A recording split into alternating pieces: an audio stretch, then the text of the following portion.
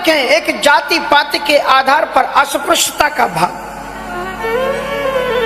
और दूसरी चीज है विवाह में दहेज की प्रथा। दहेज को सबसे पहले देखता कौन है? जो ही दहेज आता है तो सबसे पहले सास देखती है, एक एक चीज खोल खोल करके देखेगी।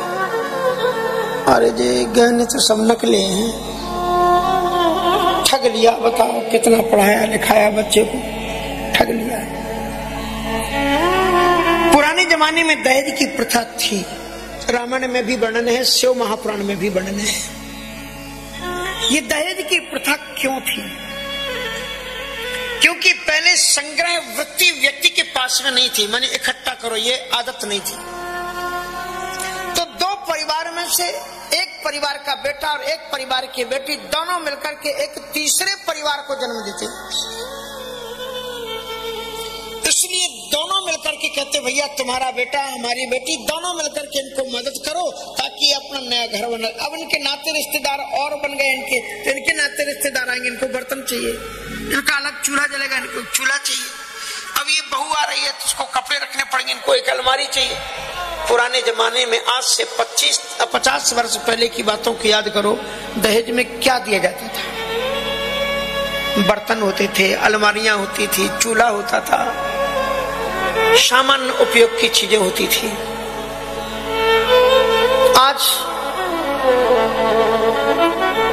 आज वो जमाना गया कि आप 10 वर्ष पहले से तैयारी शुरू कर दो। आपने एक सिलेंडर खरीद के रख लिया, एक आपने टीवी खरीद के रख लिया, आपने कुछ ये आभूषण ले लिए, वो आभूषण, क्योंकि लड़का आपसे कहने वाला है कि भैया हमें इनमें से सारी चीजें हमारे पास है, हमें कुछ नहीं चाहिए। आप तो इतना, अगर आप टीवी देते तो इतना पैसा होता, अगर ये देते तो इतना पैसा होता, ये होता तो ये होता, गाड़ी होती तो ये फलापना मिला मिलू करके कुल मिलाकर के 35,80,000 बनता है। 35,80,000 तुम दे दो और तो सब बाद में हम लेते करते रहे, और सब हमारे पास में। लड़के को पढ़ाने में हमने 1 करोड़ खर्च किया है। बच्चे का दाम लगाते हैं और दाम लगाते समय वो भूल जाते हैं कि जिस बेटी के बाप की पगड़ी हम भरी सभा में उछाल रहे हैं, कल के दिन यही बेटी हमको पानी देगी, बूढ़े होंगे तो यही सहारा देगी। और तब वो याद करेगी कि मेरे बाबूजी को 10 लोगों के सामने इन्होंने कैसे रुलाया था।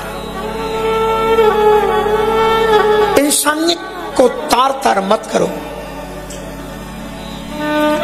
एक बेटी को दिया जाता है तो लोग कहते क्या दिया? अजी दे दिया, घर का दिया, और फिर भी कहते क्या दिया?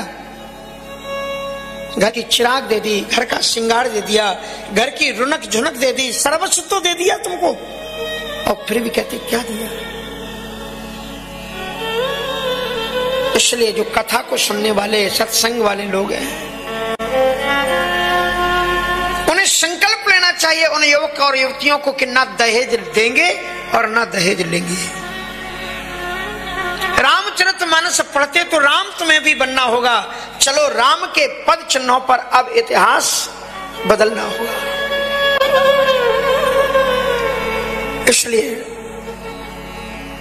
अत्यंत दिव्यतम। देखिए एक परंपरा, माताओं से पूछेंगे कुछ प्रश्न।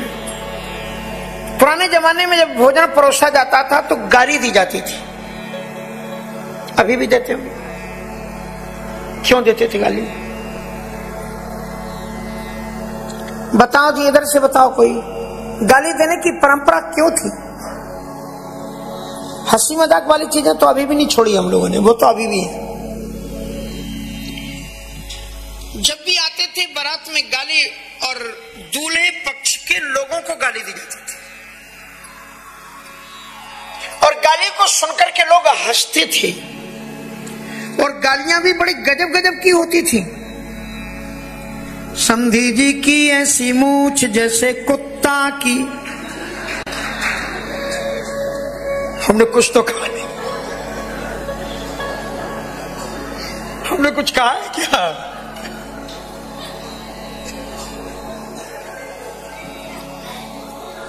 जब शक्कर को दोना बिथुरी गाओ तो तब कैसो लगो तो, ऐसी गाली कहते हैं।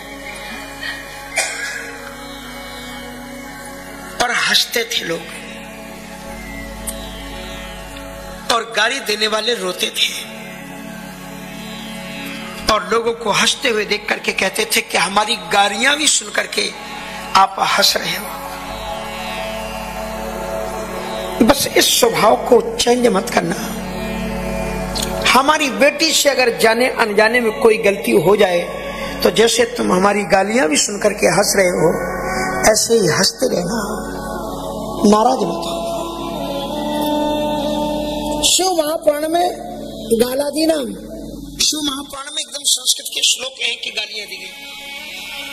ये नई परंपरा नहीं है, बड़ी प्राचीन परंपरा है।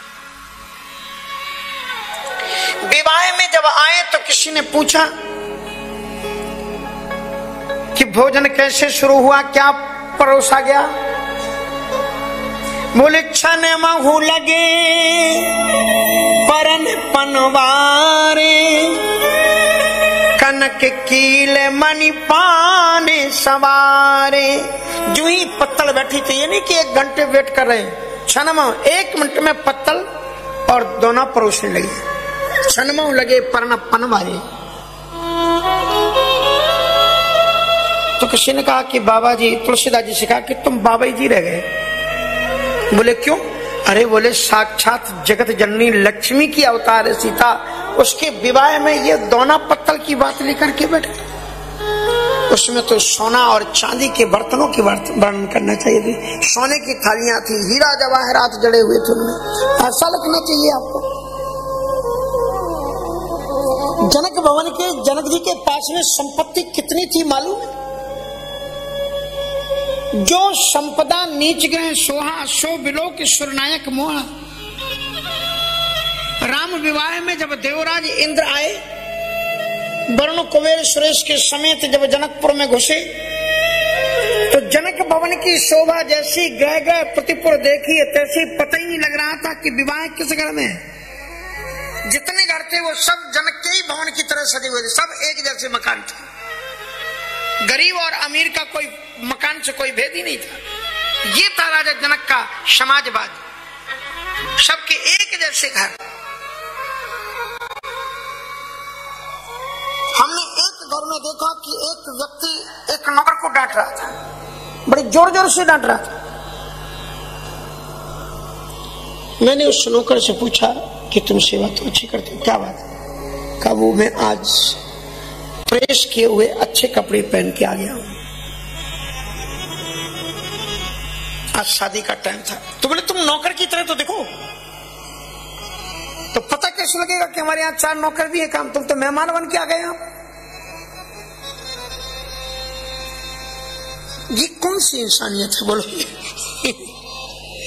तो उसमें जनक भवन की शोभा, सारे मकान वैसे ही सजे हुए थे, सब पर मंगल द्वार लिखा हुआ था और सब पर सजावट थी। जनक और इंद्र अपने देवताओं के साथ में जो ही मिथिला नगरी में घुसे तो पहला एक मकान दिखा, एकदम दिव्य वेलकम स्वागतम लिखा हुआ था, मंगलवार तोरण द्वार लगे हुए थे। और अंदर झांक करके जब उन्होंने देखा, तमाम नाते रिश्तेदार उस घर में बैठे हुए थे। एक बुजुर्ग आदमी सुंदर रेशम और स्वर्ण के तारों से मड़ी हुई पगड़ी बांधे हुए था और सोने के कटोरे में सोने की चम्मच से खीर खा रहा था। इंद्र ने सोचा कि राजा जनक यही हैं और अंदर प्रवेश करके साष्टांग दंडवत लेट गए। अब वो जो बूढ़ा था, जो खीर खा रहा था सोने के कटोरे में, उठ करके खड़ा हो गया। बोले महाराज क्या बात है, आप हमें प्रणाम क्यों कर रहे हो? कहा कि मैं देवराज इंद्र हूं, आप राजा जनक है ना? तो उस बुजुर्ग ने कहा महाराज क्षमा कीजिएगा, हम राजा जनक नहीं है। तो बोले तब? बोले राजा जनक का कर्मचारी विभाग जो है ना, हम उसके ऑफिसर है, हम उसको देख रेख करते हैं, उनके हेड है। लज्जित हो गए इंद्र। ये मैं नहीं कहता, रामायण की चौपाई कहती है, जनक भवन की शोभा जैसी, कहते हैं ग्रह ग्रह जो संपदा नीच ग्रह सोहा, सो बिलोक सुर नायक, सुर नायक मानी इंद्र मोहा। तो जब वो आए वहां पर तो ऐसे तो उनके विवाह में सोने की जवाहरात की थालियों का, और आप पत्तल और दोने की बात लेके बैठ गए कि छनमो लगे परण पनवारे, पत्तलें और दोने परोसी जाने लगी। गोस्वामी तुलसीदास जी कहते हैं कि रामचरितमानस एक समाजवाद का ग्रंथ है। राजा एक समाजवाद के राजा हैं, इसलिए राजा जनक कहते हैं तुम कितने भी रईस बन जाओ, कितने भी धनाढ्य बन जाओ, लेकिन फूहड़ धन का प्रदर्शन मत करना। जिस देश के अंदर में आधे से ज्यादा आबादी आज भी भूखी सो जाती हो, तन पर ढकने के लिए कपड़े ना हो, वे लोग अगर जहाज के ऊपर बैठ करके लड़के और लड़की की शादी करें तो ये दिखावा नहीं तो और क्या है। अगर ईश्वर ने तुम्हें ज्यादा धन दिया हो तो अपने मोहल्ले की, समाज की और गरीब लड़कियों की शादी करा दो ताकि उनका भी घर बस जाए। राजा जनक जी ने सोचा कि मैं धनाढ्य हूं, आज मैं सोने की चांदी की थालियों में इन बारातियों को भोजन करा दूं, कल मेरे ही जनकपुरी का कोई गरीब यदि अपनी बेटी की शादी करेगा और उसमें कोई उसका रिश्तेदार, अयोध्या से भी कुछ रिश्तेदार आएंगे, और जब वो भोजन करेंगे और फिर जब पत्तल परोसे जाएंगे, पत्तल बने हुए, तो वो बेचारा क्या कहे, अरे वो राजा जनक की बेटी की शादी थी, हम तो गरीब, ये तो बेचारा गरीब है, गरीब बाप का बेटा है। इसलिए वही काम करो जो गरीब से गरीब आदमी कर सकता हो, वही बड़े आदमी को भी करना चाहिए। दिखावा का प्रदर्शन नहीं करना चाहिए, दिखावा नहीं करना चाहिए।